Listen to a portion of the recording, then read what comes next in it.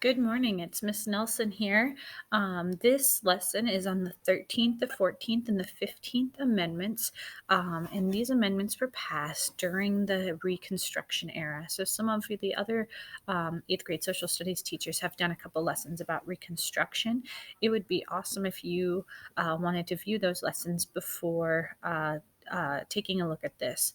But basically, the 13th, 14th, and 15th Amendment, I have the constitutional basically definition here on my screen for you to see. But the 13th Amendment, what that did was it banned slavery. As I said in my first video, slavery was the main cause of the Civil War, and as a result of the North winning the war, the 13th Amendment was put into place and it banned slavery in any part of the United States.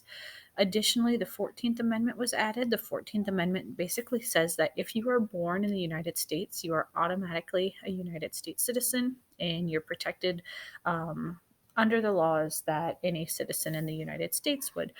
That gave citizenship basically to any previous slave that was born in the United States, giving them more rights and freedoms under the law. And then the 15th Amendment was added a couple years after that, and it was created in order to give um, everybody that is a United States citizen the right to vote. So even if they were a slave previously, they can become a citizen and they would have the right to vote. So these three amendments were all created to advance the rights of enslaved people, African Americans, after the Civil War. So that was a big part of Reconstruction and what the country had to decide was going to be acceptable as the South rejoins the northern states. I'm scanning below here. There's a little bit of background information on each of the amendments.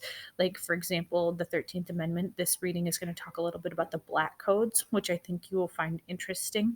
And to wrap up this lesson, there's going to be three reflection questions based on the reading. The first one says, of the three amendments, what do you think had the biggest impact on expanding rights for African Americans and why? Why do you think many Southerners were bitter or angry about Reconstruction amendments?